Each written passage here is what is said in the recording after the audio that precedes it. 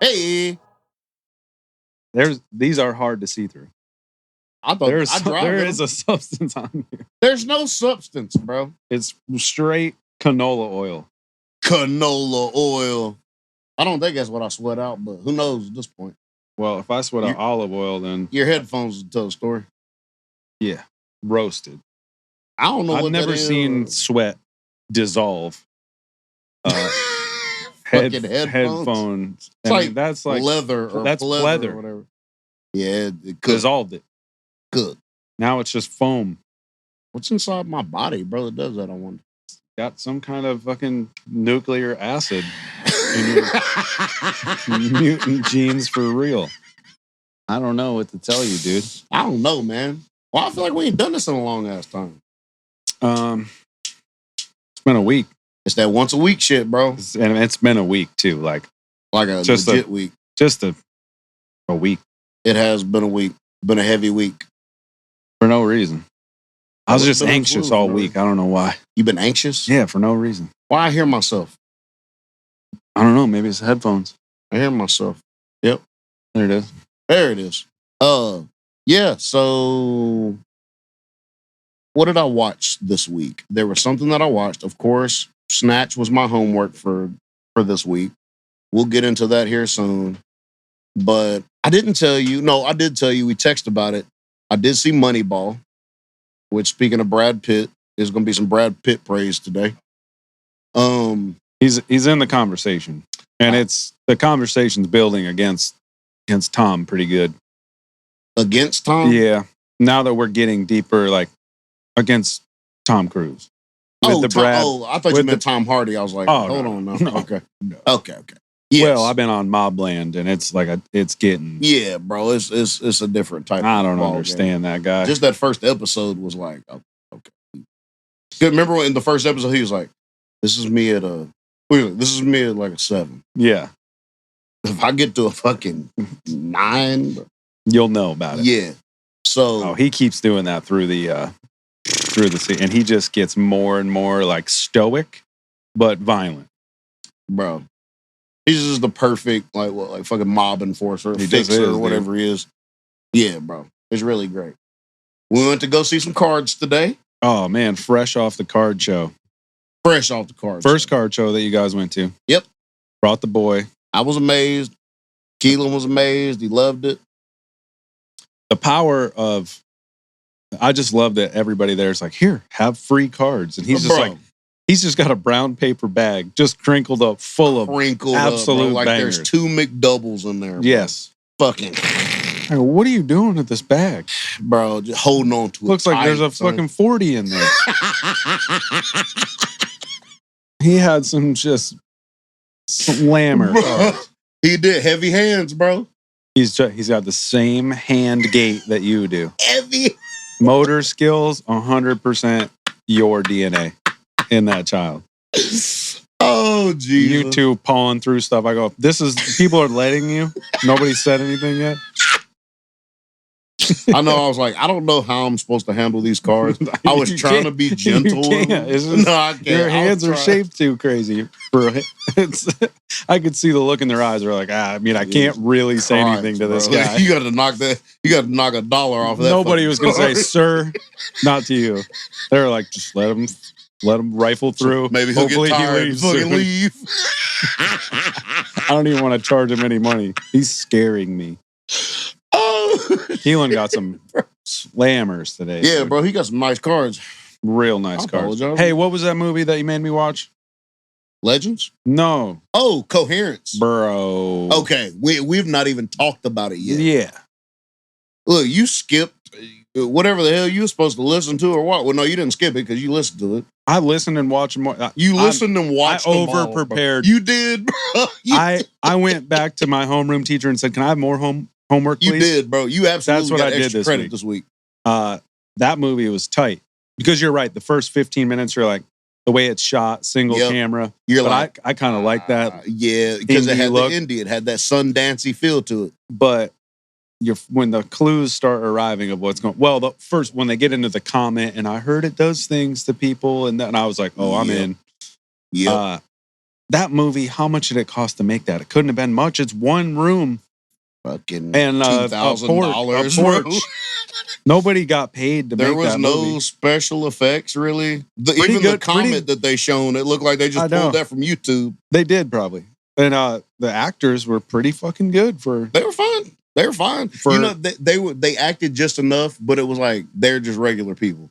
Totally. It looked like you were just watching regular people. I agree. React the way that they were supposed to react. It was a great movie. Yeah, so the movie's called Coherence. I don't want to do spoilers because I feel like people are going to watch these movies. I know. So it's hard because you and I want to talk all the way to the end, but we might have to leave some things.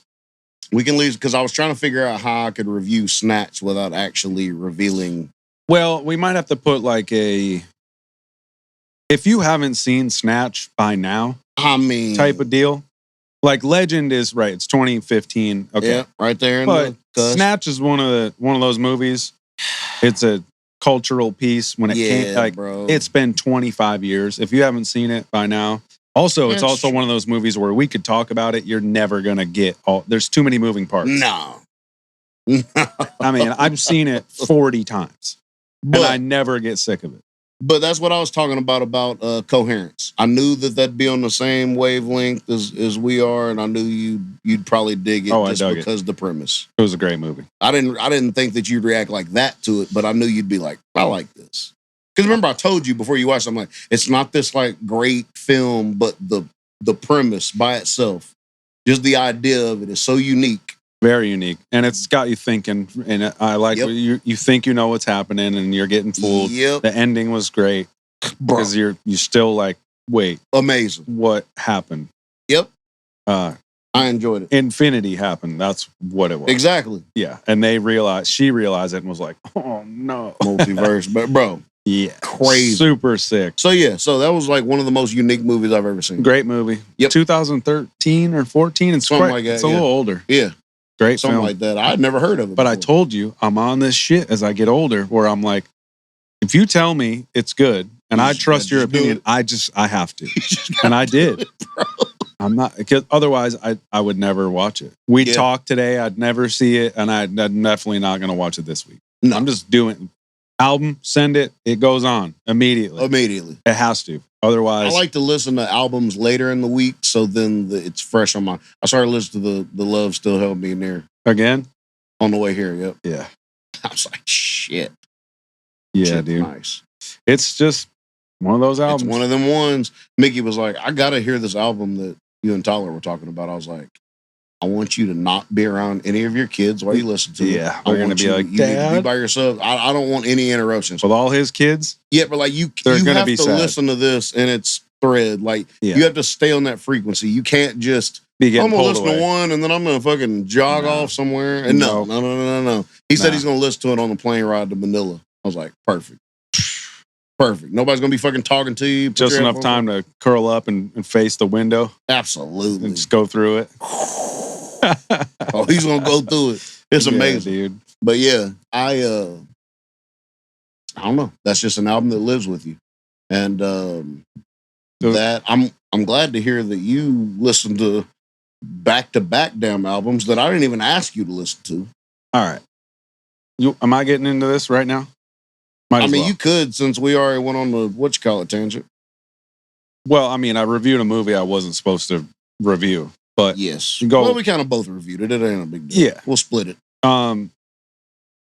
St. Paul and the Broken Bones. Yo. Soul of soul. Now, there's no standouts. I mean, there's a couple, but the whole album is so great. Yes. That I listened to it a couple times. The Sea of Noise record that you sent me. And then it just went to the next album and I was at work and it auto played it. And that's when I texted you and was like, hey, I know we're not talking about these records before the pod, but you have to listen to the album after it because their whole tone, it's that refinement thing that I'm looking for. Yep. First of all, I listen to all the records. They've never put out a bad album, not even remotely close.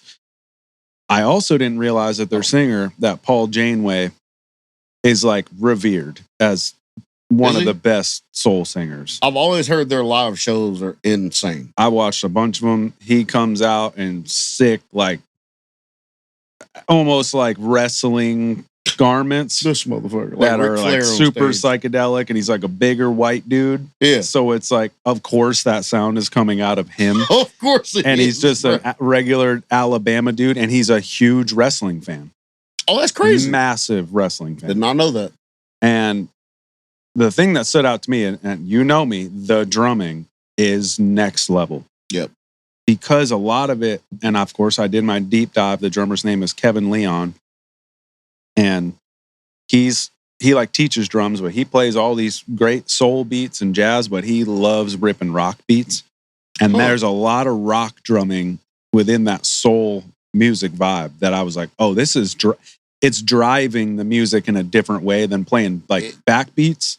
He's pushing it forward. Their musicianship so is good. That Sanctify. I was going to say, if anything on that album, that Sanctify song is unreal. Dude. You might not remember, but we sit out here in the yard and we were playlist back. No, I recognized a couple tunes. Yep. And I was like, I said, that's why I told you, I was like, you've heard, I think, at least one song on this album. And they've come up in some of my like Spotify radio things when I get into like jungle or Sanctify is transcendent. Bro. When they finally get into that deep break, oh my. Well, the transition into that is so crazy. Yeah, bro. I love a band that appreciates a good intro to an album. Yep. And honestly, I love Crumbling Light Post when they kept sprinkling that through the record, because that is so. They built the album. When the record starts with that, I was like, "This is gonna be nice, bro." Do you like Burning Rome? Yeah. Yeah. It makes you like, you close your eyes. This might sound blasphemous or whatever, but it takes you back to the 60s. It's almost like you're listening to like a Otis or like a, oh yeah, you totally. know, it's that. And like, I don't know how to say this without being controversial. I guess it's not controversial, but I feel like Amy dying put this hole in the, because if you can remember, she caught a lot of flack for being like a Jewish, British, white girl singing 60s doo-wop songs. But once the greats, Aretha and Mary J, everybody went to bat. They're like, nobody needs to question Amy Winehouse's soul ever. I never knew. I didn't know that. She caught some flack for it. And so to have like Paul Janeway kind of take that, and then like inversely to have, people of color playing heavy music, and nobody is like, this is your lane, stay in it anymore. Yeah. And I love that about music now. Because it used to be like metal's like a angry white dude thing, and like doo-wop is strictly like no. Yeah. Now just make the music that your soul wants to make. I'm glad that we're past all that BS. It seems we are. It gets a little fuzzy when it comes to like the black artists kind of breaking into country sometimes. Right. That and now nobody, just let it happen, dude. Yeah, just let it. Like if you want to give Beyonce flack for it because she's a pop star, have your opinion about it, but like it's cool. Country is just blues. Yeah, so like we're not, and like we stole everything from like we could do this all day. But I love that everybody can now be like, look, I love chugging and playing fast. Doesn't matter what color you are. I like playing soul music and funk. Doesn't matter. Don't matter. That whole band right there, like when she came out and did Back to Black, and I'm talking about Amy Winehouse, and the Dap Kings backed her, was next level, dude. And Sharon Jones, who is one of the GOATs, that's her band. R.I.P. She's since passed. Revisit. But when you hear Sharon Jones and the Dap Kings, you'll understand the St. Paul thing and how it all, like everybody just started, and that was a Southern soul thing that they're doing, and that to me is Southern Soul's a unbelievable. different type of. There's just an emotion there, and I just I loved it. And that when that Young Sick Camellia record came on after, yeah, bro, I texted you and said, dude, this is where they like. You can tell they clicked. It's a little darker, but the hooks. It seems like the production was a little like just tempo wise. It seems like it was almost more of an upbeat type, not like it drove a little harder. Yeah, it wasn't NASA. NASA's it's Apollo, right? And Apollo's like the single, but NASA track 4, Bro. So that chorus hits. Remember I texted you, I go Bruised Fruit. Yeah. The outro. I know, dude. Yeah, bro. That's another album. But you know where to hit me with things, because like my love for Amy Winehouse is. I'll fight somebody over Amy Winehouse too, bro. Because that emotion, like to have soul music, and the horns and all like her frequencies when she sang, like you believe everything she's saying. Yeah. Pain wise, that and the way and to hear other people doing that now, and like I'm not saying she started or anything, but to kind of open the door and say all these bands can do it, because I can pick 4 or 5 bands that I think took what St. Paul and the Broken Bones were doing 12 years ago, and if it like I hear Jungle doing a lot of their stuff. Yep. They just put some more disco beats on it. Now, this is where it gets controversial.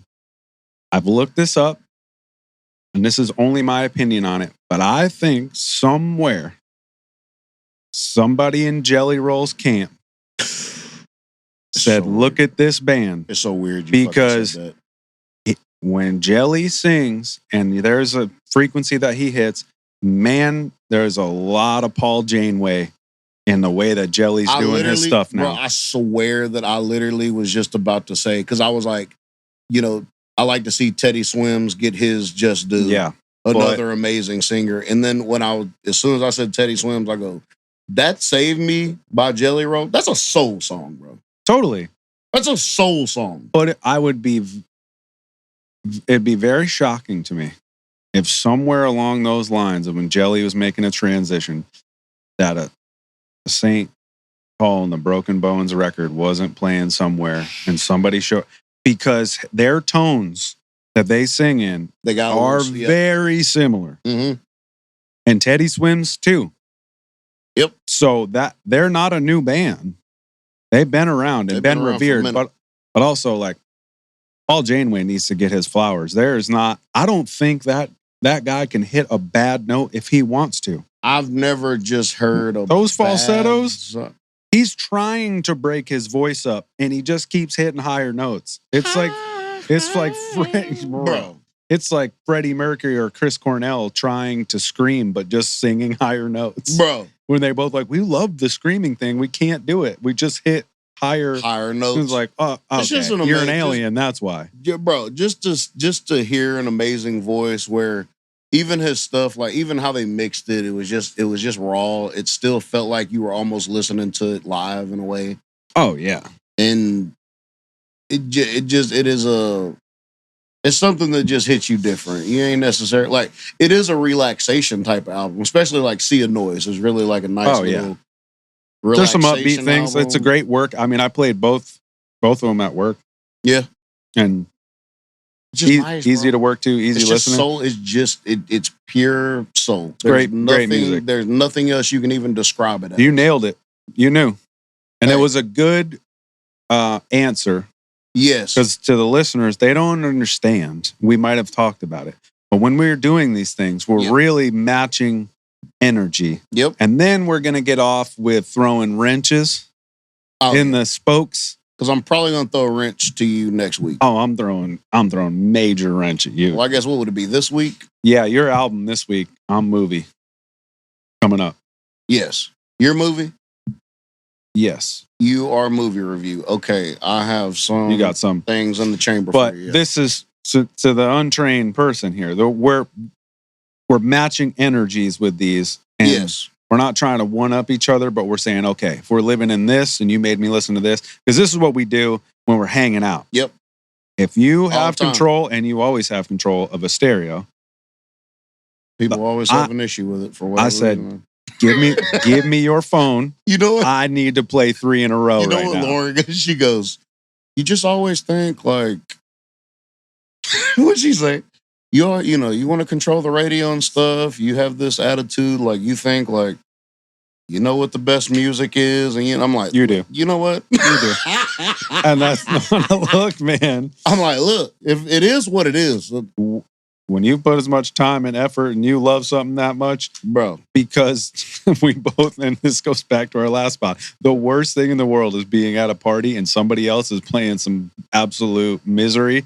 And you're like, if I could just get a hold of this playlist, That shit I would would make turn this thing around. Bro, that shit will make me leave quick. If you had control of the playlist at that party you went to last week with Nikki, bro, you might have salvaged one of the most awkward parties that's ever been. It wouldn't have been no Dungeons and Dragons, I'll tell you that. You went to a reverse Diddy party. Well, that's the reverse of a Diddy something party. Something was up, bro. When the Dungeons and Dragons suitcases came out. If you invite people over to your house to celebrate anything, and that parlays into people bringing their Dungeons and Dragons sets and sitting at a table while other people who don't know what that is are now forced to watch you, that's actually insane. And you got one PlayStation controller. And then the person there who doesn't play Dungeons and Dragons has to Uber Eats a controller to your party in order to make it not awkward for everybody, while also kind of sunning them a little bit and being like, I'll just order you a controller. Bro. That's a reverse Diddy party, dude. I mean, that's the polar opposite of a Diddy party. I mean, I'm a borderline victim. Yeah. You got assaulted mentally. I might have got eyes wide shut, honestly. Yeah, reverse. Eyes stapled shut. That's what happened. I would have left immediatly. Bro, I can't believe you guys even dealt with that. That's the craziest thing ever.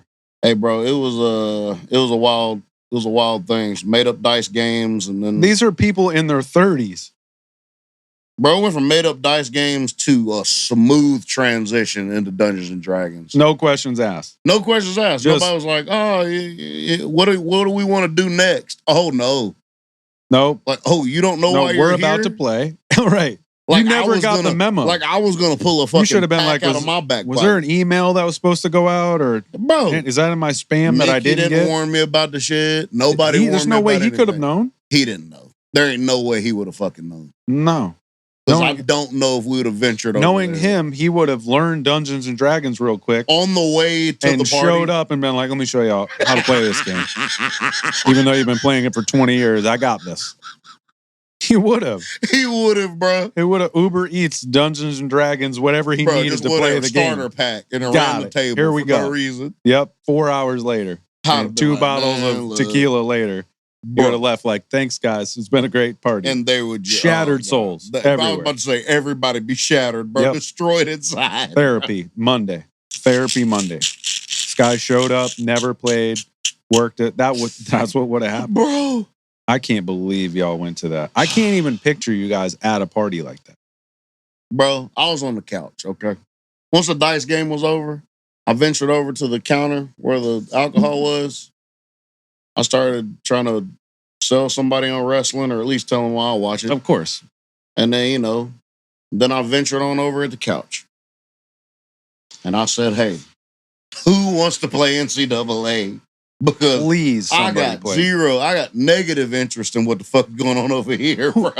Who's just watching the game being played?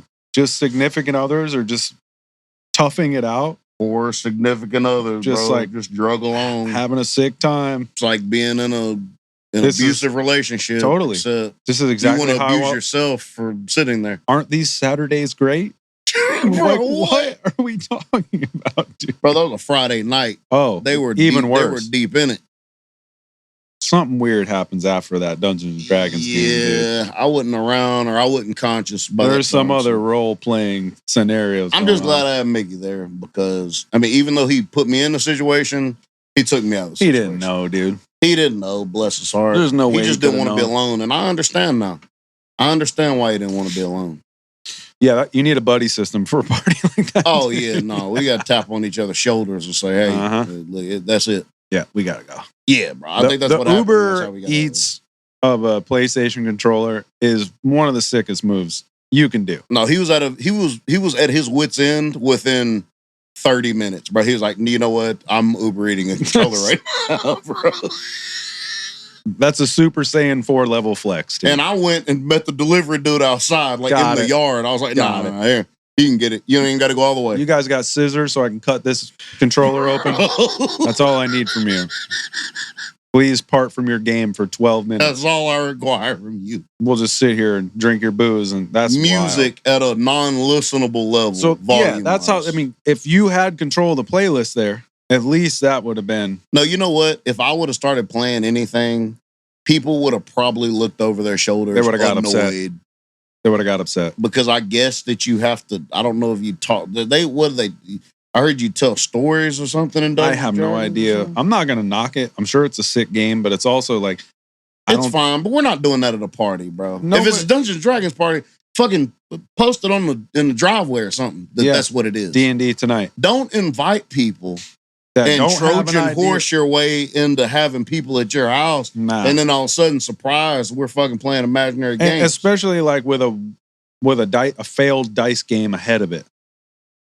Just go with 2, 4, 24, left, right, center. Just regular dice, bro.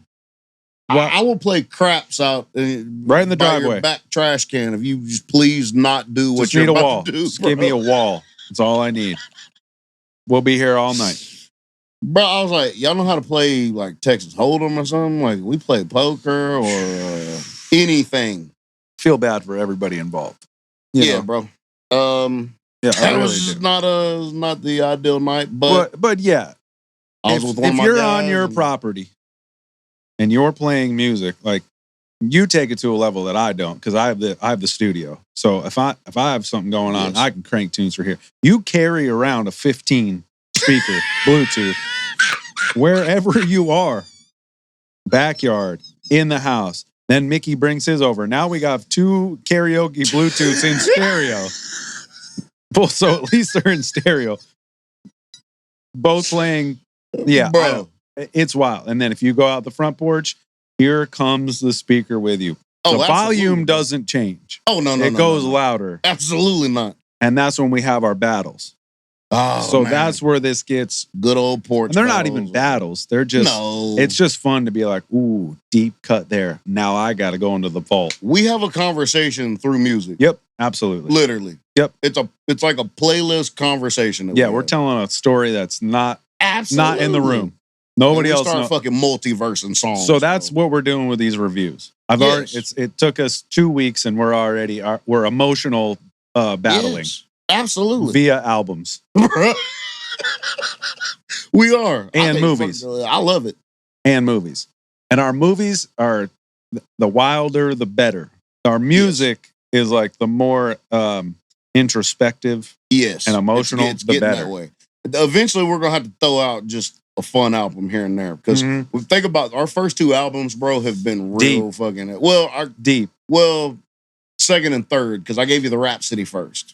Still pretty deep, though. I mean, it's still introspective, still deep. Yeah. That's Jesus. Yes. So, yeah, we'll throw some stuff out here and there. I'm gonna throw you. I'll throw you a little left uppercut here soon. Next time you review an album, I'm trying to figure out if I should hit you with this heavy movie first and just give you something light. I'll figure it out. I ain't gonna worry about it right now. It doesn't matter because it's Saturday. It doesn't matter. I know. Just whatever it is, might it'll throw get something watched. Lighthearted at you. It'll get watched. Yes. Absolutely. What about your movie? Okay. So this is a movie that I've seen it previewed, talked about. I've seen it. I've used to see the DVD all the time when I go DVD shopping. Whole thing. Snatch. I'm a super Guy Ritchie fan. I know you are. Let me tell you something about Guy Ritchie. Hey. We can talk about it first because he's that dude. Under fucking rated. Oh God. I was trying to describe because Mickey's never seen Snatch before either. Snatch is Mickey's brain in film. Mickey, I hope you heard that because I literally told him that shit last night. I said, "You're literally Guy Ritchie." When Miri watches that movie, she like gets comforted because that's her brain as well. So she's like, I know everything that's going on. All those, the way it's cut, and that all the story gets denser and denser and denser at the end. And the if you notice, the amount of like screen time each character arc gets less and less. So it gets more chaotic, and then it's where it all meets culminates at the same time. Yes, it's brilliance. Yes, he started that with Lock, Stock. Yeah, you know, and then the Snatch is just it to a different level. So, all right. So, I watched Snatch. Never seen it before. I don't think I've ever seen Usual Suspects either. Maybe parts of it. And then Lock, Stock, and Smoking Barrels. I'm pretty sure I've seen the whole thing. It was years. I don't remember. It's worth another watch. I probably now. will. Just because now I'm on the Guy Ritchie frequency. And to like tie that in, Mobland, the way it's shot is nothing like his early work. It's a lot more drawn out. Mobland is Guy Ritchie too? Yes. Oh, for real? Yeah, dude. Did not He's know on that. a heater right now. Okay. All right. Well, first thing I noticed in Snatch. First of all, I like Jason Statham, and I don't know who that other dude is. His name's Tommy, but I don't know what his... I mean, you recognize him, but I don't know his name. I know. He looked familiar. Anyway, I like you could tell it was Jason Statham's early acting because he was doing his lines perfect. The whole writing is that dry sense of humor. That dry British sense of humor. And I love it. Yeah. Like the dry British sense of humor is like right there up my alley. It's that shit. So the dynamic, the pair dynamics during this movie were very nice. Between the two black dudes, they were funny as fuck, bro. Oh, yeah. And Tyrone, too. Don't forget about Tyrone. Bro, the three, them three, bro. And the dog, bro. Hilarious. You're not taking this dog. He's dribbling on my back seat. I'm not going to just leave him here. Fresh in a car wreck. Just the characters of that, hilarious. Oh man. So you notice Tommy and Turkish, which is Jason Statham's character. You notice them two going at it. They do a beautiful job of kind of connecting their backstories. Do it as chaotic as Guy Ritchie's directing is. He does a really good job of establishing characters in a short amount of time. Oh yeah, he might be the best at it. Yeah, like he does it where it's like, okay, this is this person. Bam, look, freeze frame. Yeah. I'm a freeze frame fanatic, bro. Love it. With the title of the character. Yep. Oh my God, I love it. And then that's why I asked you about Smoking Aces the other day. Yep. Smoking Aces, same thing. Same. That era, I'm surprised too. That's not Guy Ritchie that did that. I mean, it certainly was. I'm sure you could connect it somehow. Probably. Yeah, probably. So it was cool to see the dynamics of the character. Now, of course, the story kept on getting like, I don't know if convoluted is the right word, but it kept on getting faster paced. I'm like, Jesus Christ, now I got to keep up with this. Because then they start doing the cutaway scenes, the phone calls and all that shit. To Boris and to Avi was funny as fuck. I know, too. Dude. Avi was funny as hell, bro. So you had that. Bullet Tooth Tony. Amazing. Why does dude play the same character and he's a badass in every single fucking film? Because look at him. He's a perfect UK gangster. Amazing, bro. Yes. Amazing. So him, he was funny. I liked the whole when they went in to rob the thing and she put all the window blockers up. Yep. And then they had to blow a hole through the what, bro, and they were trapped in there. It was amazing. So it was weird because he made a simplistic diamond heist movie. Just absolute chaos. But yeah, he made it chaos and he made it so multifaceted to where it almost became too complicated. He almost complicated a simplistic plot. Yeah. But it's only complicated because you don't usually see that many character perspectives in one movie. Yeah. So that's where the genius is in that to me. Oh, totally. Yeah. So it was that. I was trying to think if there was one part. Okay. Benicio del Toro. Frankie Four Fingers, dude. Frankie Four Fingers, bro. Fucking amazing. What kind of fight? And he's just looking down the whole time. He never like picks his head up and looks at him. He's always. You know, my favorite shit was at the beginning when dude was like, "Give me your gun." That motherfucker emptied all the bullets out on the floor and then gave it to him. Dude was like, "You son of a." And that gun, the way you start following the gun to who has it, and that starts developing the story. The gun develops it, bro. And I didn't know, was that the same gun that Tommy had? Yes. See that type of You're shit. like, that's a little heavy for you. Bro. Yeah. Because he's talking about the weight, and then Boris gets it and goes, "Yep, sturdy gun, reliable." Yep. Yeah, that plays. Okay. See, that's some shit I didn't need. You have to see it like 4 or 5. Every time I watch that movie, I've learned something new. So I had to. It's like a great album where you're like, I never heard that, but it's like an Outkast record. Yes, I had started the movie. I started getting sleepy within like 30 minutes. It was like right before bed. I was like, maybe I'll be able to knock it out, but I know my dumb ass can't do it. No. I'm gonna go right to sleep. Try again tomorrow. Yeah. So I was like, okay, let me do that. Then I'm watching it. Bless her heart. I know she's gonna hear this. Lauren starts talking to me. I'm like, I gotta pause it. That's not a movie you can just be like, oh, well, let me miss 30 seconds of that movie, you're lost. Cook. You don't know what character is what. Yep. You don't know who. You don't know if you're in the past, the present, the future. No. You don't know shit. So I'm like, just gotta pause it. Yeah. Remember, we talked about it in one of the other pods where it's like, I can't just secondarily watch. We're like this with movies and music. I have to be here. I'm in it. I gotta be here. I can't be. So I'm like, she's like, am I getting on your nerves? I'm like, no, I just can't pay attention to this movie. You know what I'm saying? Like, I'm either gonna talk to you or we're gonna do this movie. Yeah. I'm not trying to have this rude face. Was she watching it with you? She was, but then she was like, this is weird. That's not up her alley at all. Yeah. So it's a weird movie. I mean, it is. It ain't as fucking weird as Jacob's Ladder and Field of Dreams. It's at least I had a little more. I was shocked when I texted it to you. I was like, have you seen this? Because it's top 10 for me. Now you see why. Because I saw that when it first came out, and as like a young mind, I didn't know movies could be made like that. So I was right the whole. It just kept me engaged. Yeah, like that's one of his movies feel like an adrenaline rush. Yeah, because it never stops. Even if the dialogue is beautiful, which it is most of the time, even if he adds humor into it, it's still cool in that way. It's still got this unnerving. But you never have time to rest during his movies. Because before you know it, as soon as you get comfortable with a character or a scene, bam. That's exactly what Mary said. She's like, his movies are like pure adrenaline. It is.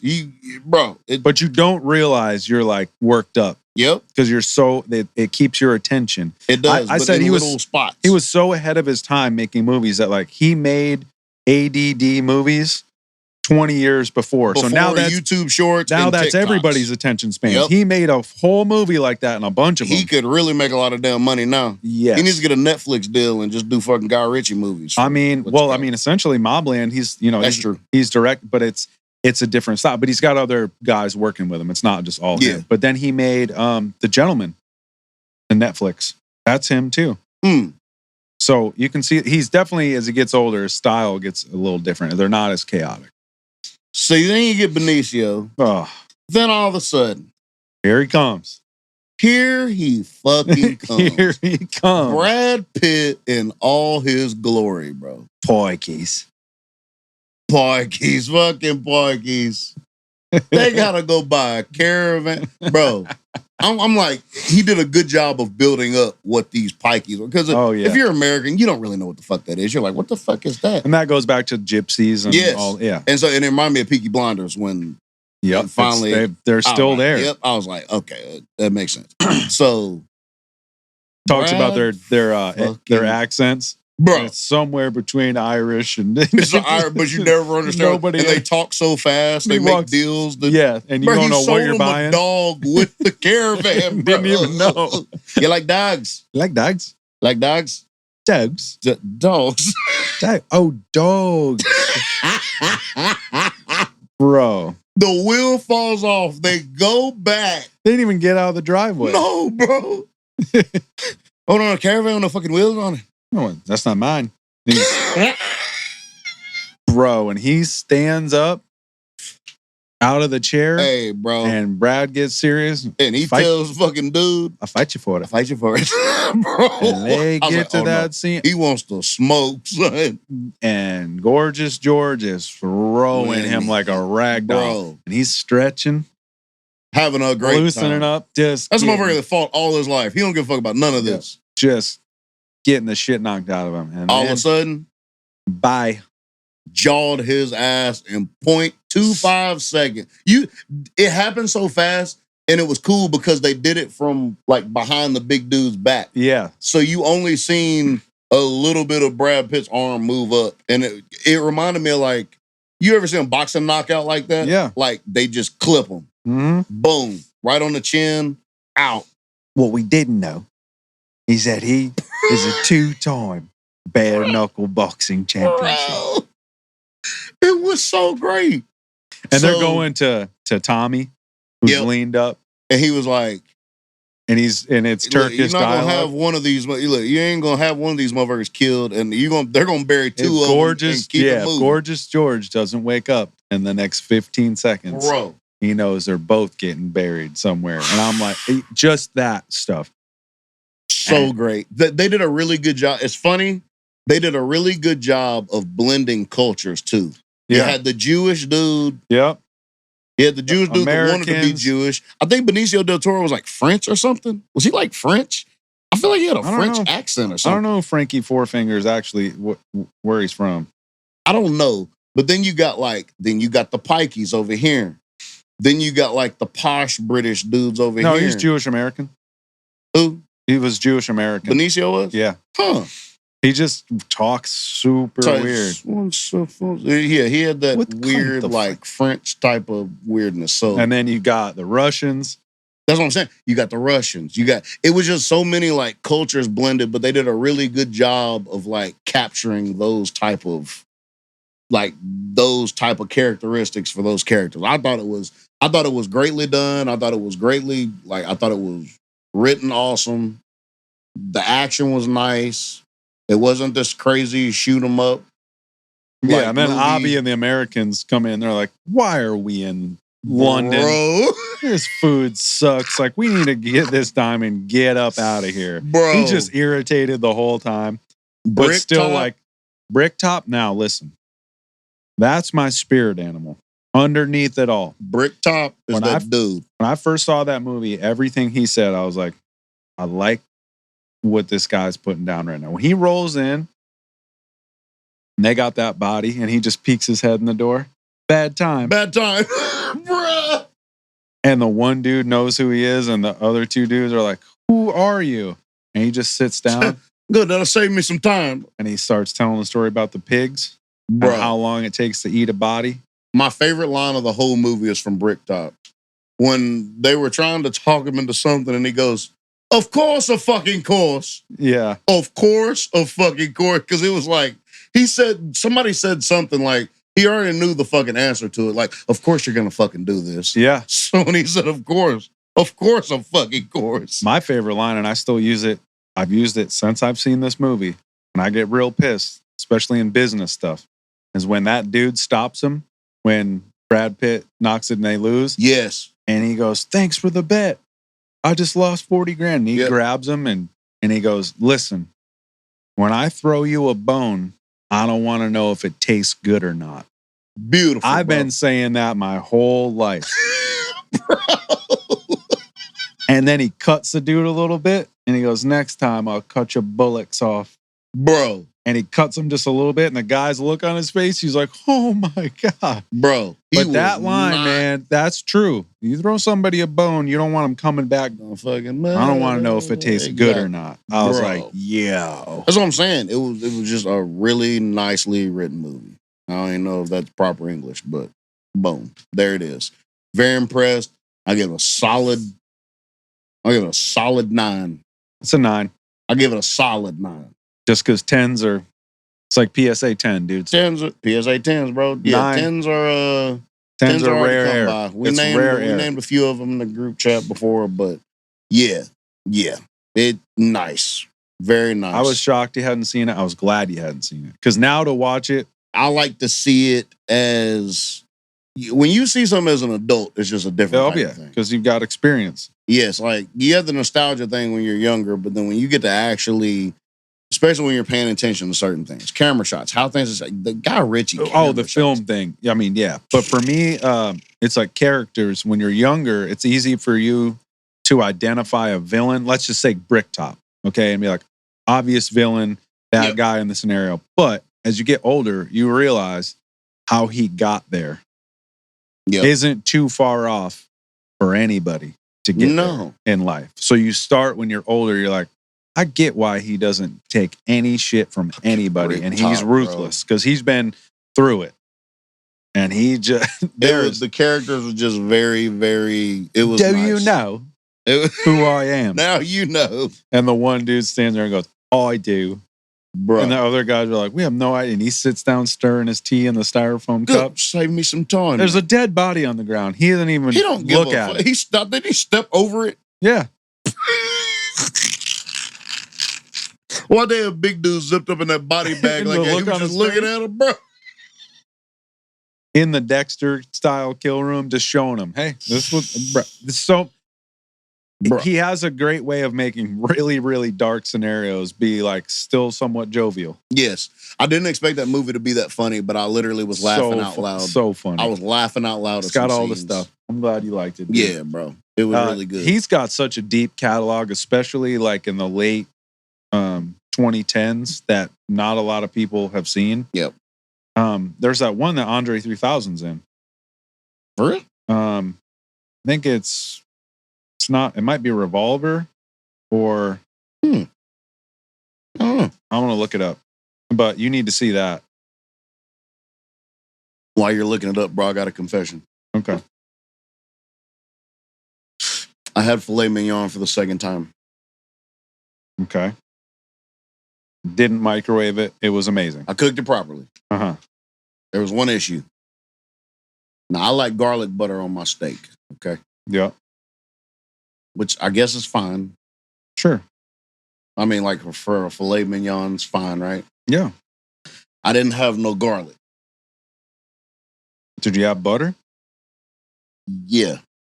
Or maybe I didn't have any butter. I didn't have one of them or either one. Whatever I didn't have. Not good. Nah, bro. I had some Papa John's garlic butter in my refrigerator, bro.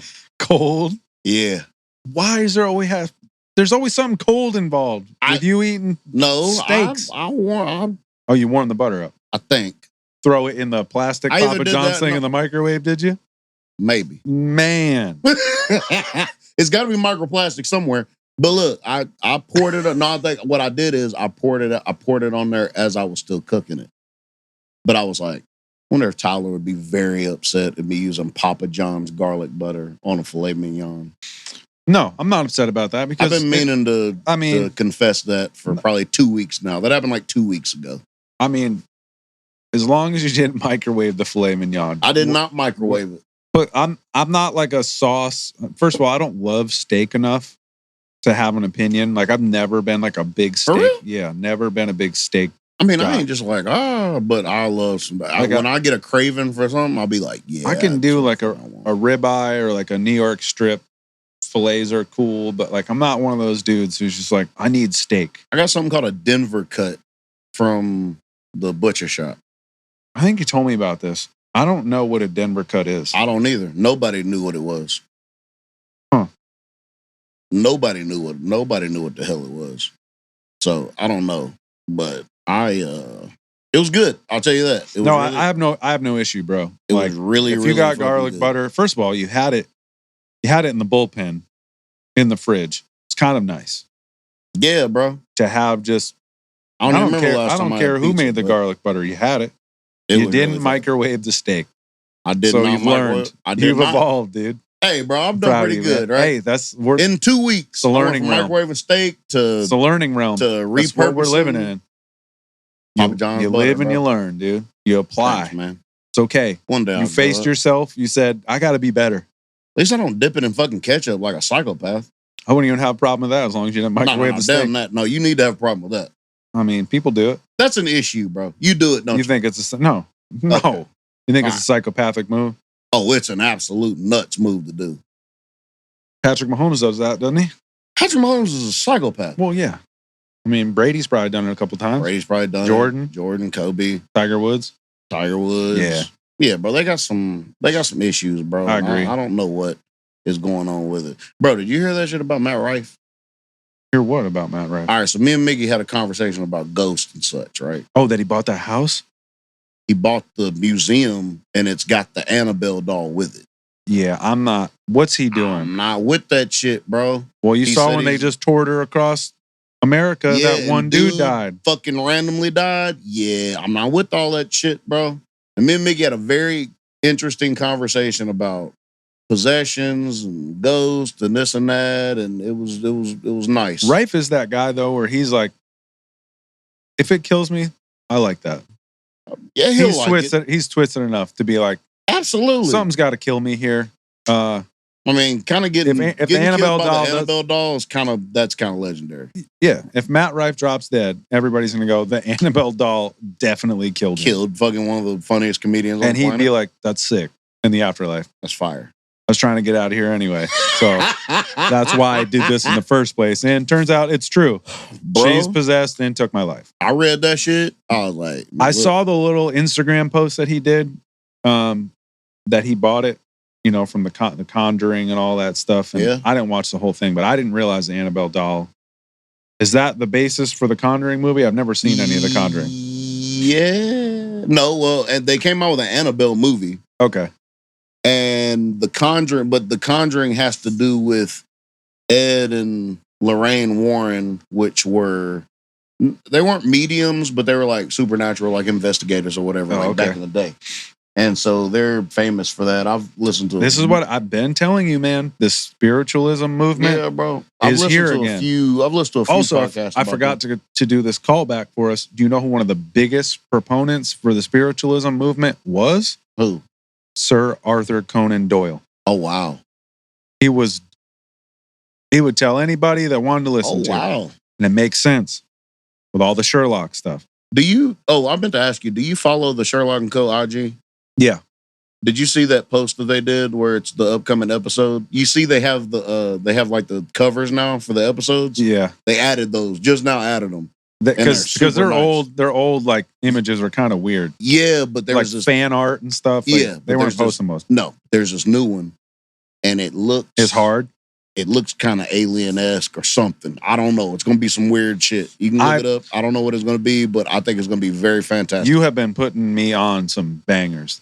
I feel empty inside that I can't listen to Sherlock anytime I want to now. I guess I can restart it. Awful? When I caught up to the recent episodes in 2 weeks. Abby Grange was pretty nice, though. It's pretty good. It's pretty good. And also how they make it seem like, we didn't release this story. Yeah, bro. It's a lot of fourth wall breaking and all the time. It's beautiful. All the time. Hmm? If nobody has listened to Sherlock & Co., the podcast yet, it's on Spotify. It's probably on Apple Music. Yeah, bro. It's so highly entertaining, bro. Just go do it. We're not going to tell you again. No, I ain't gonna say it no damn more. If you want to miss out on happiness, fucking do it. You know me. You said, "Hey, man, I know you like Sherlock. Go listen to this." I didn't even know about it. The day I put it on, I did not stop listening to it until I finished it all. I came up on it by looking at Sherlock books and stuff. Look like searching Sherlock books on here, audio books and stuff. Because there's another. It's basically a Sherlock audiobook. And I sit there and listen to those. And I used to go back and forth between Sherlock Code, but when I was between episodes. Yeah. And I'd go listen to like the old school Sherlock books. And now so you're talking about the cover of this Mazarin stone? Yeah, bro. It does look Does that sick. not look kind of wild? Yeah. I don't know what it's going to be. We might be venturing off into some damn. They're having people do artwork for him now. They're doing good. Because, I mean, they don't have. I'm saying the artwork's nice now. It was just the Sherlock & Code symbol. They've gained 3,000 followers since I started listeing. So people are catching on. There you go, bro. Y'all are welcome. Love it. Yeah, that's us. That's all us. Absolutely, it's all us, bro. I mean, yeah. Who else would obviously. it be? Who could it be now? That's my shit.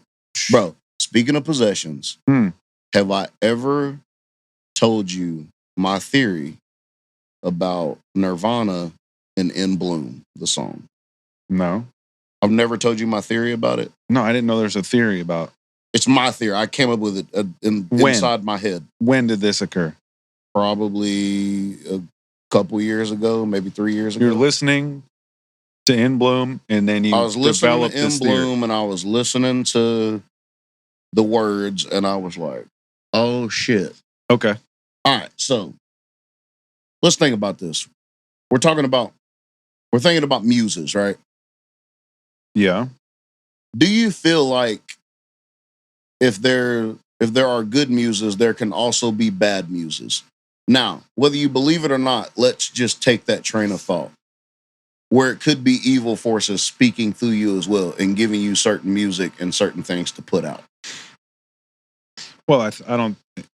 Theoretically, I don't think you can have one and not have the other. Either that, or it's a neutral or whatever. Yeah. Okay.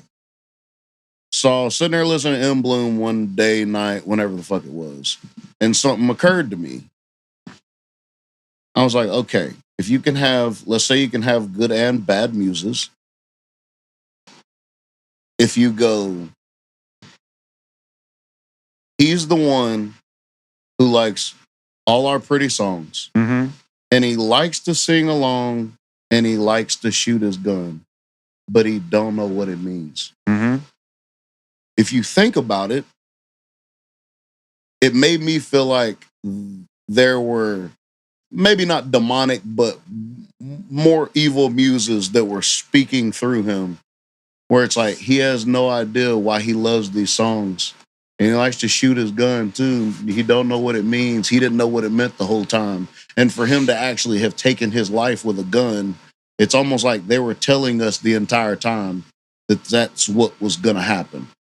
Because I don't know what that song is about, but as far as what I heard from it, and of course how they layered the vocals, it almost has like he's speaking from the perspective of a group.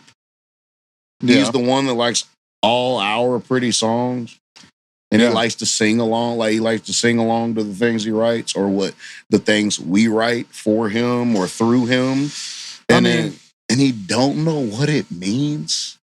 To me, it hit me, and I was like, "Oh shit, that is kind of fucking spooky." Yeah.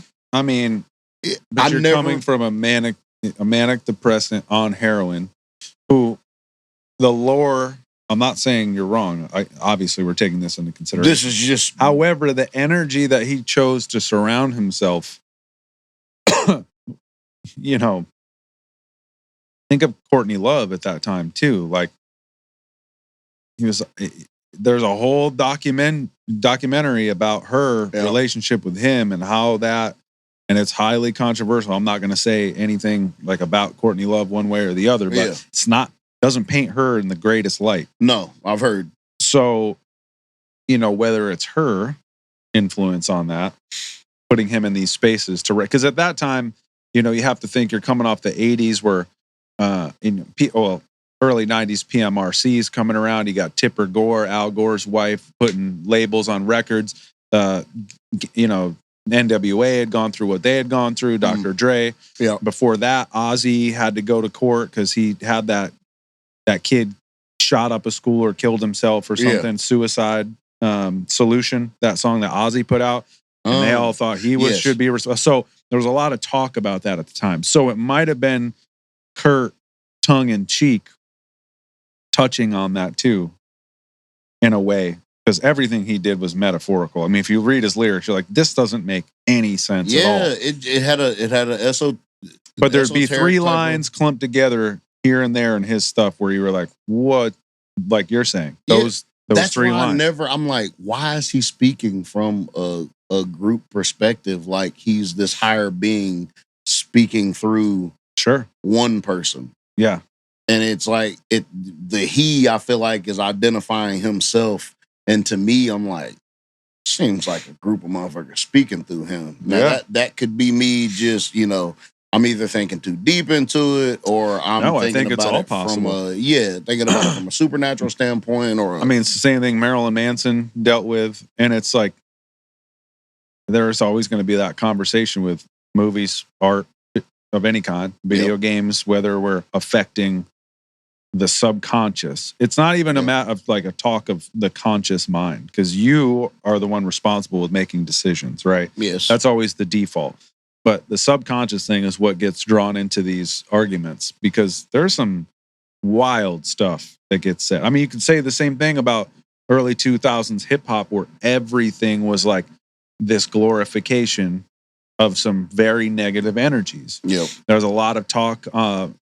You can get down internet rabbit holes easily about how hip hop was infiltrated to make the youth be downtrodden by glorifying guns and objectifying women and drugs and sound drug addicts. But you know, we could have that conversation with that too. I mean, so yeah, I mean, you can't rule any of it out. It was something that hit me, and I was very where you're like, there's no reason he would write this on his own. This had to have been channeling. I creeped myself out about it. That's how much I was like, oh shit, like I figured something out. Like obviously nobody has the fucking answer really, unless he was like, oh. But you were like, man, if I open this channel up, this could happen to me too.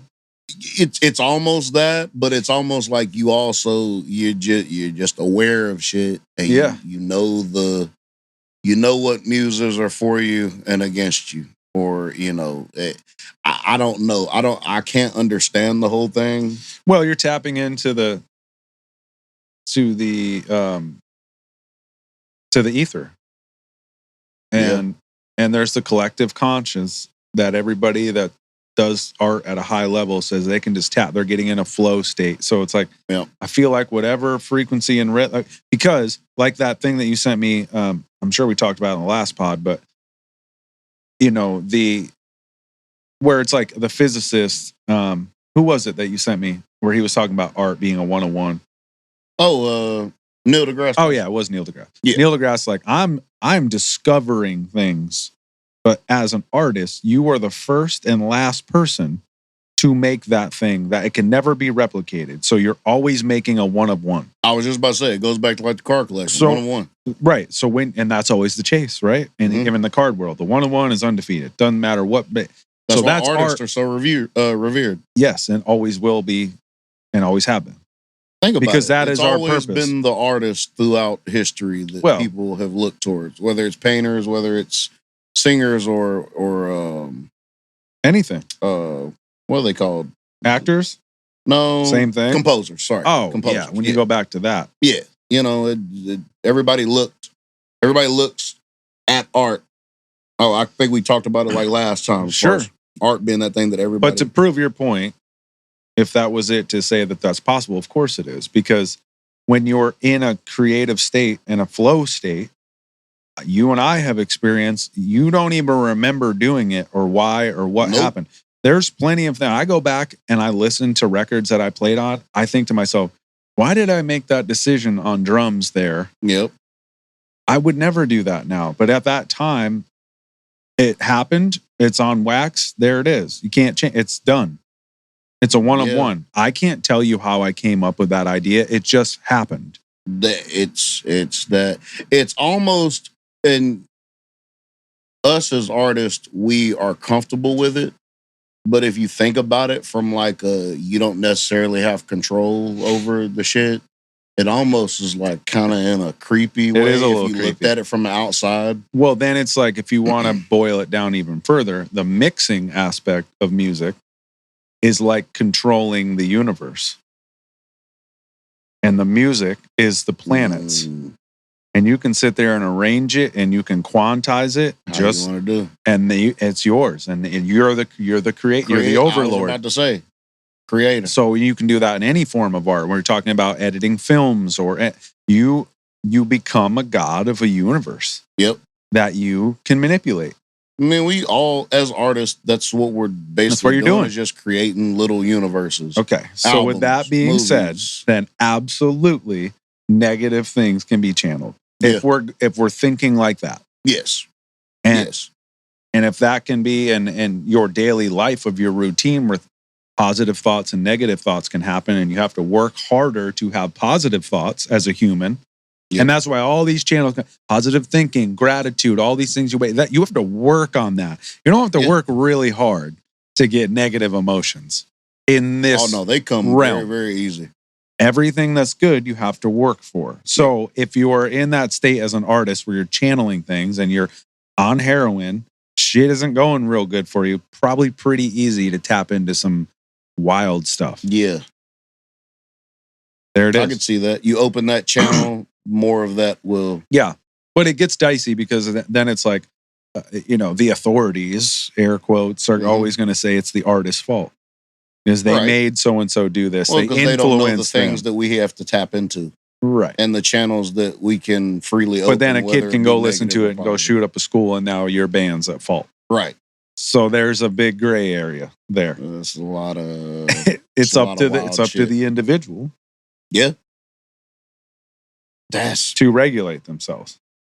All right. You ready for this now? Yeah. I don't know if you've heard this. Okay. We're kind of on a possession thread right now, but this is not necessarily that. Well, we don't know what this is, actually. Okay. Nobody ever fucking figured it out. Okay. There was a bizarre dancing plague in 1518. Dancing plague? Yeah. Okay. Where people started dancing in this small town and they could not stop. And people were dying from exhaustion left and right because they could not stop dancing. Would they get a brain amoeba or something eating their nervous system? In the city of Strasbourg in 1518. Where's Strasbourg? I think it's in Germany, somewhere. Hold on. Look that up while I'm reading. France. Okay. Something strange happened. People began to dance compulsively and continuously, completely unable to stop. There was no joy in this dancing, and the dancers followed no music. Over the course of 2 months, people danced helplessly until their feet bled and until they collapsed in utter exhaustion. Some even danced until they died. So, does this tie into the ergot theory that all the it's kind of the thing that ties? Ergot was like a yeast or it was a hallucinogenic that was pretty prevalent back then. Was that part of this? All right, so that was one of the. I think that was one of the. It was like a bacteria that grew on the wheat fields or something like that. So at first they blamed it on overheated blood. Which I've never even heard of that most shit. 1500s Europe thing ever. Your blood's overheated. Blood's too hot. Keep fucking breakdancing. Who cares? Bro. They said, or even demonic possession. Since then, there's been several efforts to provide psychological and physiological explanations, but none have provided a satisfactory answer. I'm pretty sure ergot had something to do with that. Because also, ergot goes to the Salem witch trials that caused mania, hallucinogenic mania over people thinking everybody's a witch. And it's also tied to ancient Greece, where democracy, because people were drinking wine harvested and ergot was in it. So they're basically tripping balls. And democracy was kind of formed out of people just... So ergot has kind of changed history. It's a hallucinogenic like fungus that would grow on wheat. That's why I could have swore that they just... I just seen... The dancing plague of 1518? Yeah. There are many theories behind the phenomenon, the most popular being stress-induced mass hysteria, suggested by John Waller. Other theories include ergot poisoning. Boom. There is a controversy concerning the number of deaths. Basically, everybody tripped their nuts off until they died. Bro. Yep, here's the ergot thing right here. Hallucinogenic mold that can form on damp rye and may contaminate the flour used to make bread. Yeah. Now, here's another crazy thing about that. Because wheat, when it's harvested, stays very wet. Yeah. So that's where the Roundup comes in. As a celiac, and I can't obviously eat any of the wheat. This is where people have a problem with it because Roundup has been proven to be highly cancerous. Yeah. Wheat, it stays wet. So they spray, as they harvest wheat in this country, they spray it with Roundup directly because it is one of the best drying agents ever. Huh. So it dries the wheat kernels out so that it can be processed quick and you don't get development of ergot. Could you imagine in this country if people are just eat with all the wheat that everybody eats?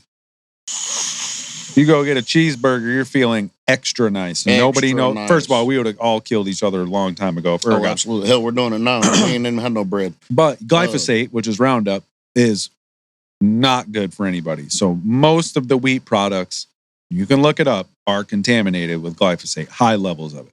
So this is, okay, so they said this to kind of counteract. However, it has been pointed out that ergot poisoning restricts blood flow to the extremities, making it very unlikely that someone suffering from this could have danced for extended periods. So that's kind of the other. Yeah, but maybe that's why they died, though, because their blood vessels were restricted and blew their damn hearts up. Says rye was also uncommon in the area, and ergot constantly forms in periods of cold, damp weather, not during the warm summer months. So this explanation also seems unlikely. Mass psychogenic disorder or psychogenic disorder. That's wild, dude. Bro, and that's not Some the of the only, plagues that's from not back the in the only day. place that's happened. There's been a few dancing plagues. It's got to be like a brain bacteria or an amoeba or something that just finds your central nervous system and gets to work. Look, you keep on digging shit in Antarctica, we're about to find out. We're not getting into the Antarctica thing, hey, dude. Listen. Now, look, I like a nice little conspiracy theory. Hey, bro, I'm telling you. That one, the Antarctica one, and the North and South Pole specifically, wild, bro. Specifically, those two get me a little curious about stuff. Because why is Antarctica so restricted? I don't know. You can't just get on an airplane and go hang out in Antarctica. No, not at all. Why? Absolutely not. Why not? It's 2025. They say because it's cold, apparently. Hell, Canada's cold, too. I don't know. What. Greenland, pretty cold. You can go there. Yeah. Go to Siberia. I was about to say fucking Russia up there towards some of those ways. Antarctica? Mm-mm. Yeah. Go on Expedia. Try to book you a round trip to Antarctica. It's going to be a little difficult. Can't happen. Some shit's going on with that ice, bro. A lot of stuff trapped under it. That's my theory. I mean, it's a nice little spot to hide a bunch of shit. Honestly. Well, I mean, we've touched on all the various subjects around Antarctica, Pangea, all of the ancient civilizations. If there is any of it, it's under the ice there. But yes, as you said, keep boring into Antarctica and get some of these old viruses, just letting them out. You see the one that they let out in China this week? People getting bit? New virus. Here we go. It can't be spread through respiratory ways. You got to get bit or punctured with a needle, but, bit by what, a person? No, like a mosquito. Oh, shit. It's transfusing. Dirty needles, baby. I just briefly read it yesterday, and me and the anxiety, I can't read this whole thing. Dirty needles with wings. I breezed through it. Hopefully it's not a big deal, but it was a thing. And it's like, what are they doing over there? I don't know. Why are you guys trying to make biological weapons and then you got some dude to do like, oops, left that drawer open. Bro, sorry. How the fuck do you... Why do we keep doing that? This shit should be behind 186 locked Why are we doors. making bioweapons like this? It goes back to that thing I told you when COVID first hit and that virologist goes, no. Stop worrying about these things. I'm not saying COVID's nothing to worry about. What I'm telling you is if we keep pumping people full of antibiotics, the super bacteria is coming. It's here. Bro. It's going to kill everybody. Nature finds a way, baby. And that shook me to my core. And then she was also like, why are we making bioweapons? Because human error is too great to be messing with these things. Just because we're not as smart as we think we are. They wanna just do shit. Just stop. Bro. Fuck. Can you enjoy the shit that we just have? Like, no. We're humans, dude. You get bored. You gotta keep pushing. Keep doing You gotta keep pushing things. Why? You're just bored little creators down here. Everybody, look, just children. It's just hitting the red button. What's this children. What's this we button do? We can't stop coloring outside the lines. It's just fucking stupid, bro. It pisses me off so bad, bro. Can I touch that? I don't want to touch that. What's that button do? Yeah. Yep, it is. What's that button do? God, nothing good. Bro, just nothing. It's fucking horrible. It's absolutely. And football's almost here, so. Oh, buddy. You know what I was thinking? What? We might have to do our regular episodes and then do a football and then do like separate. a nice little 30, 45 minute bonus football pod. Might have to. Might be kind of cool. Because that way we can just keep sports over here. Yes. We'll still release it on this channel. It's not going to be because if not, it'll be 45 minutes of sport in a regular episode. To start every episode. Yeah. That's what's going to happen. Yeah. We can't control ourselves. No, absolutely not. Nope. No. We can talk like it's not going to be a big deal. Week 1 hits. All right, so we'll do a little 30, 45 minute sports one. Yeah. Separate. And that'll include baseball too, only because we'll be in the playoffs. Be in the same. Yeah, we'll get that'll be our sports thing. Maybe we'll put it out like on Friday, going into the weekend. Yeah.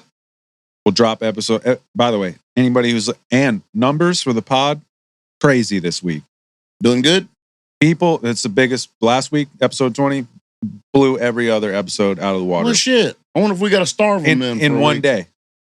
Huh. One day beat every other listen total. So thank you all for listening. That's beautiful. Yes, thank you. Wednesdays are the day now. Expect a new episode midnight.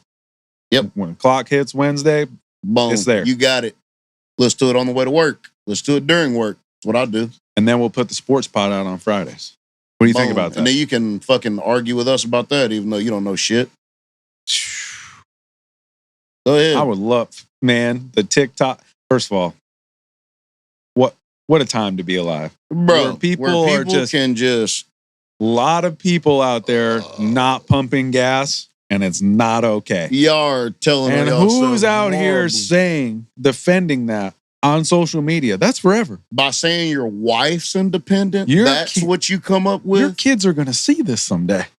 There was one guy that said that his wife would give him a black eye if he tried to pump gas? Bro, I didn't see that. Where in the fucking world would that happen?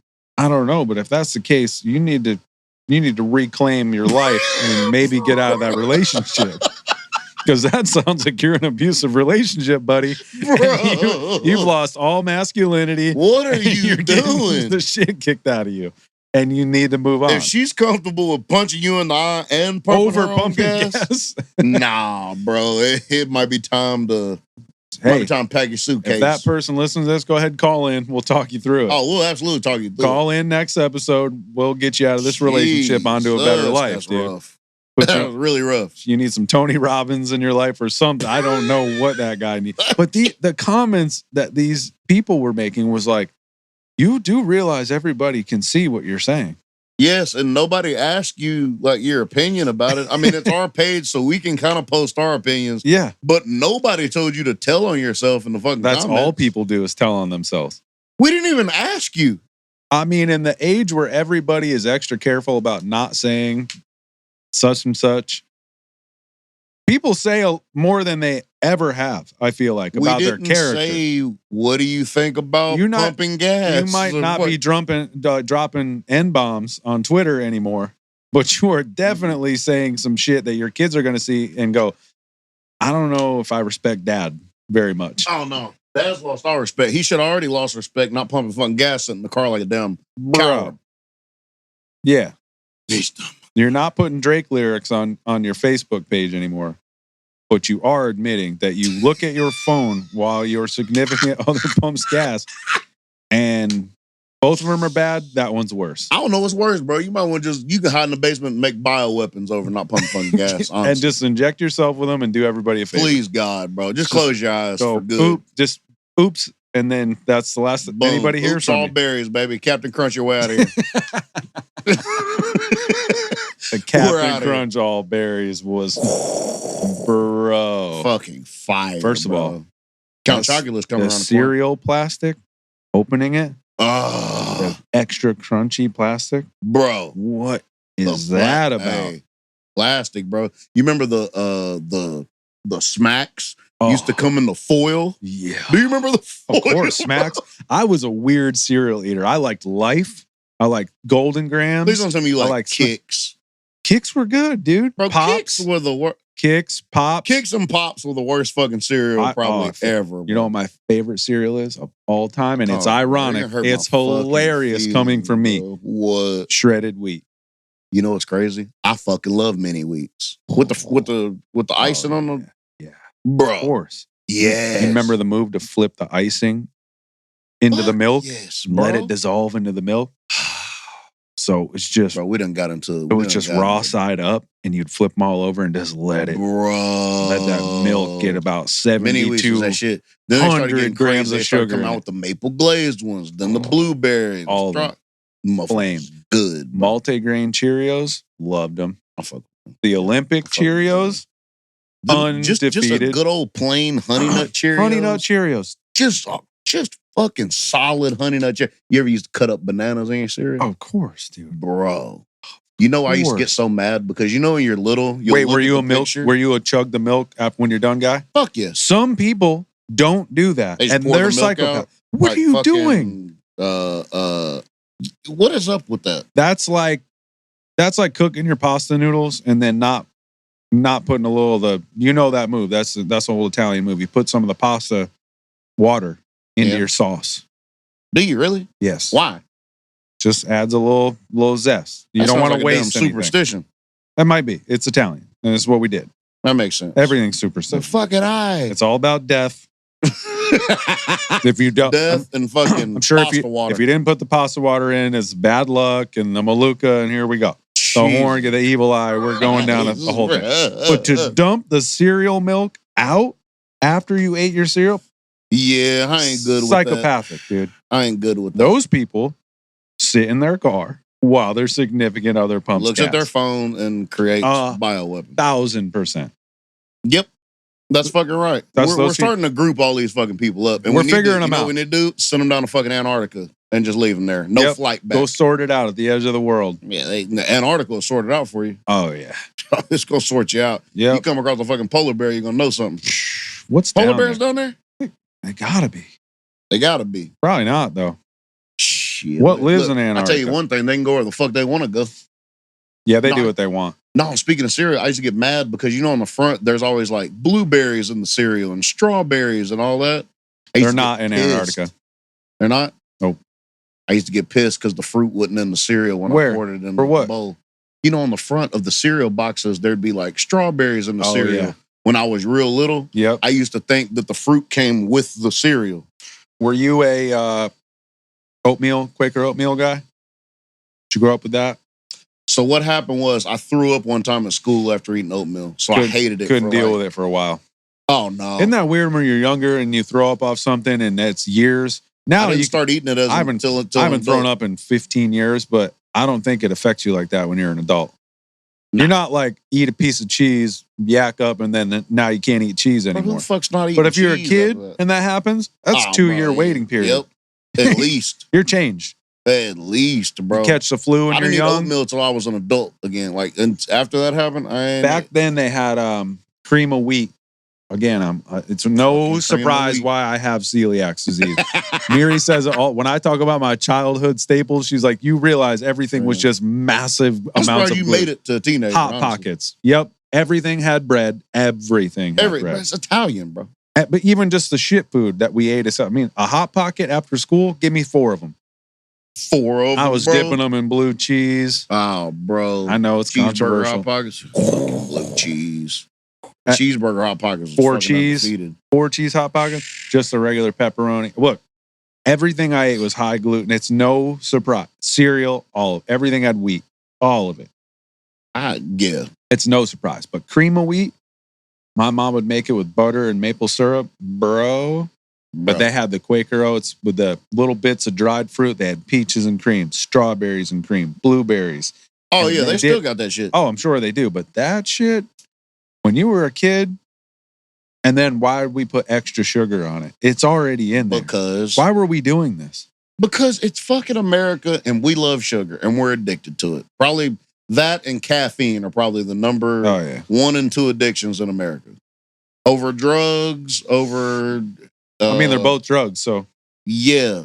Yeah. So there you go. But yeah, that's the... Sugar and heroin aren't too far from each other, bud. They ain't, actually. Nah. I would say they look like each other, but I don't think I've ever seen heroin, so I wouldn't know. But Me either.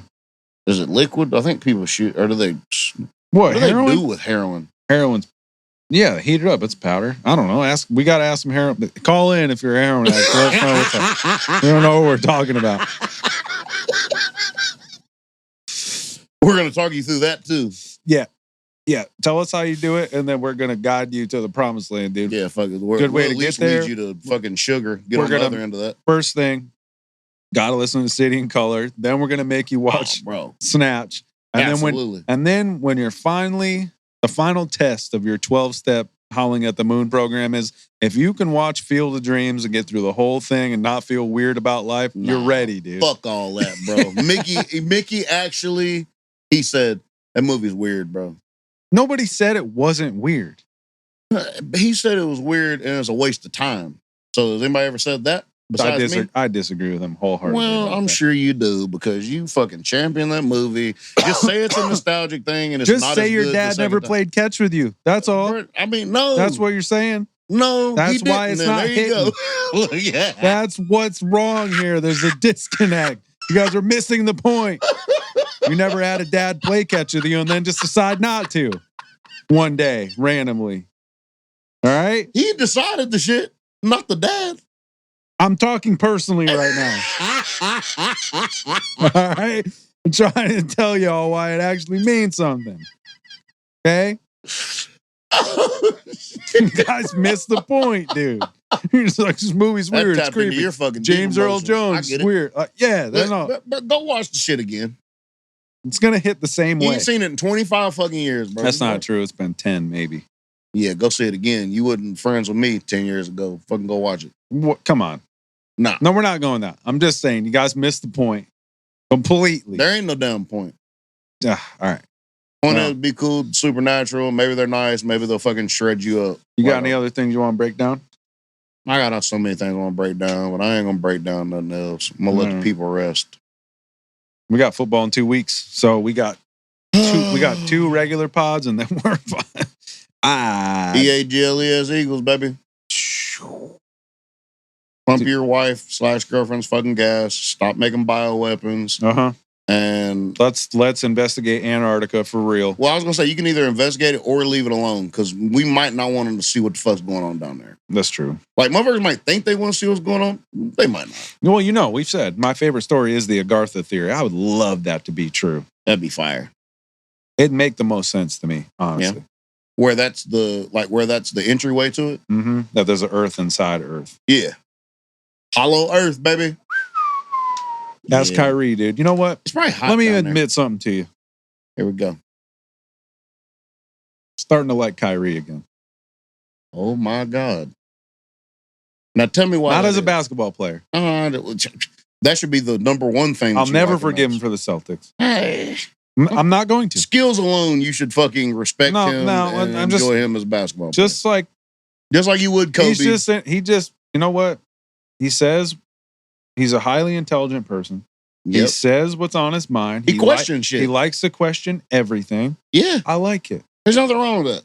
Will I forgive him about the press conference at the TD Garden? No. I'm never going to do that. And if I met him, I'd say, bro, why? Why? And he might be the one to tell me some things about my organization that make me very upset and sad that I don't need to know much, like Antarctica. Well, there's going to be a couple N-words in there, I guarantee you that. I don't know. I'm not. Look. It's but Boston. He might Boston. Antarctica the Celtics, and I can't go there. So what I'm going to do is just say, hey, shit. I'm starting to like Kyrie again. I don't love him. Because the questions that he has? I just the way he talks about stuff, I dig it. Now, he might be completely crazy. He might be he's a flat earther too, which is kind of wild, but maybe we just need to shift him to Agartha, and that might be his new obsession. Hey, look, either way it goes, bro, let's just question everything. I'm down. I'm down to question humanity for the rest of my fucking life. Have to. Otherwise, what are we doing? All right. Y'all calm the fuck down out there. Yeah. Till next time. Moon Wolvie.